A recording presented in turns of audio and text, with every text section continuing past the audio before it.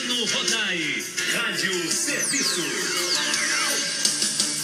No Rádio Serviço Saúde Especial de domingo, eu vou conversar mais uma vez com o chefe do Serviço de Clínica Médica do Hospital Federal dos Servidores do Estado, meu amigo grande tricolor, Dr. Silvio Provenzano.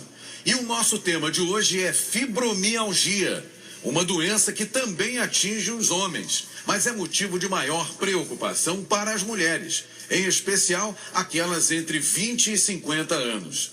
As dores no corpo que demoram para passar e principalmente as dormências e os formigamentos nas mãos e nos pés são motivos de atenção para as mulheres nessa faixa etária. Mais uma super entrevista aqui no show do Heleno Rodai. Bom dia, bom domingo, doutor Silvio. Bom domingo, Heleno. Beijo para a família Tupi. Esse último domingo do ano, esperando que a família Tupi tenha tido um Natal abençoado e que possa ter aí uma noite de Réveillon próxima fantástica. Maravilha. E as informações, viu, Heleno, só para registrar, elas foram colhidas no site da Sociedade Brasileira de Reumatologia, já que a fibromialgia é uma condição muito importante, como a gente vai ver agora. Perfeito. Então, para começar, o que é a fibromialgia, doutor Silvio? Então, família Tupi, é uma condição clínica que se caracteriza por uma única manifestação mais importante, que é a dor. E por conceito médico, dor é uma sensação, portanto algo subjetivo, pessoal, desagradável. Ninguém sente prazer sentindo dor. E pessoas com fibromialgia, elas sentem dores em praticamente todo o corpo. Até é difícil distinguir se a dor acomete principalmente grupos musculares ou juntas, as articulações, já que tudo dói, principalmente ao toque. Você sabe, Heleno, que até para essa pessoa ser abraçada, ela sente dor. Isso gera uma série de problemas, a gente vai ver mais à frente. Certo. Doutor Silvio, além da dormência e do formigamento nas mãos e nos pés, algum outro sintoma pode indicar essa doença? Alguns sintomas, Heleno. Cansaço. É um cansaço matinal e isso é a consequência direta de um sono não reparador. É um sono de má qualidade. A pessoa mesmo dormindo não tem aquele sono que vai à fase mais profunda e que permite ao indivíduo relaxar.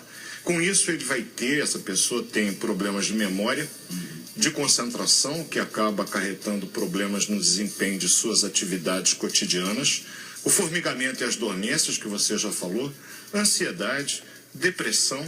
Não dá para ser feliz sentindo tanta dor. Muita dor de cabeça é comum nesses pacientes, além de sintomas urinários e intestinais. Em particular, urgência para urinar e uma dificuldade para urinar, muitas vezes, que as pessoas têm, e a prisão de ventre. Certo. Doutor Silvio Provenzano, é comum a fibromialgia atingir principalmente as mulheres entre 20 e 50 anos. Por que isso? Não tem um dado característico. Por que acomete mais as mulheres? É um dado apenas matemático, estatístico. Para a família Tupi ter uma ideia, o diagnóstico de fibromialgia pode ser feito em até 3% de toda a população, o que é um dado estatístico muito importante. Além disso, comete principalmente dos 20 aos 50 anos, mas pode acontecer em pessoas mais idosas e há casos relatados de fibromialgia mesmo em crianças.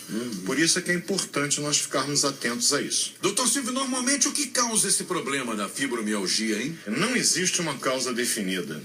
E você sabe que isso é um problema muito sério, porque infelizmente, mesmo alguns colegas meus, apesar de tudo que já se avançou no conhecimento da fibromialgia, muitas vezes relutam em entender esse sintoma. Por quê? Porque por não ter uma causa definida e não ter o chamado substrato orgânico, você não detecta em nenhum exame de laboratório, nem em nenhum exame de imagem, ultrassom, ressonância, tomografia, raio-x, nenhuma alteração que possa dizer, tá vendo? O diagnóstico de fibromialgia aí. O diagnóstico de fibromialgia é um diagnóstico eminentemente clínico, pela história clínica do paciente e pelo exame físico, já que é possível detectarmos a presença dos chamados pontos dolorosos. Simples palpação desses pontos musculares provoca uma sensação de dor muito grande, mas que fique bem claro, mesmo não existindo nada físico que justifique a presença dessa dor, temos exames hoje, trabalhos científicos, isso já foi muito demonstrado, a dor é real.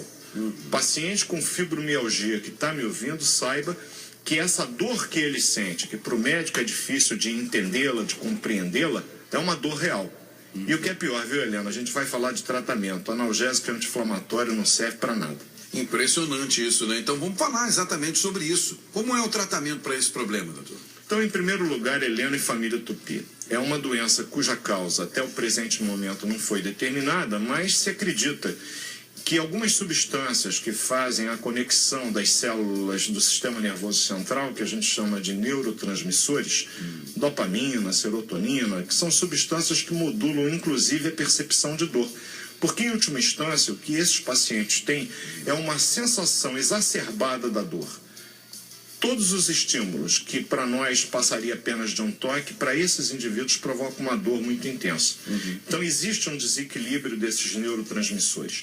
E o tratamento é voltado exatamente para que a gente possa corrigir esse desequilíbrio e tentar com isso amenizar os sintomas. O tratamento ele é complexo. Não é feito só por um reumatologista ou um clínico geral. É necessário outras medidas também. Algo que é extremamente importante para o paciente com fibromialgia é a prática regular de exercícios físicos. Exercícios aeróbicos, mas também exercícios de musculação, de alongamento, que devem ser feitos sempre que possível sob a orientação de pessoal treinado, especializado para esse tipo de paciente. Você sabe que a prática regular de exercícios físicos nessas pessoas ajuda a amenizar bastante os sintomas da fibromialgia. Existe coisa melhor do que você viver livre da dor? Sem dúvida. E é curioso que quando essas pessoas, por qualquer razão, Helena, têm que interromper sua atividade física, o sintoma da dor tende a voltar com a mesma intensidade que anteriormente existia. Então, a prática de exercícios físicos regulares é muito importante. Além disso, conforme foi visto, existem fatores que agravam as crises, vamos chamar assim, de fibromialgia. Estresses físicos, estresses emocionais, traumas, e não só traumas físicos, traumas emocionais, infecções. Essas situações são fatores agravantes, que obviamente têm que ser reconhecidos e corrigidos. Portanto, a prática de exercício ela deve começar de forma moderada e vai sendo aumentada gradativamente, evitando-se, na medida do possível, os estresses físicos maiores.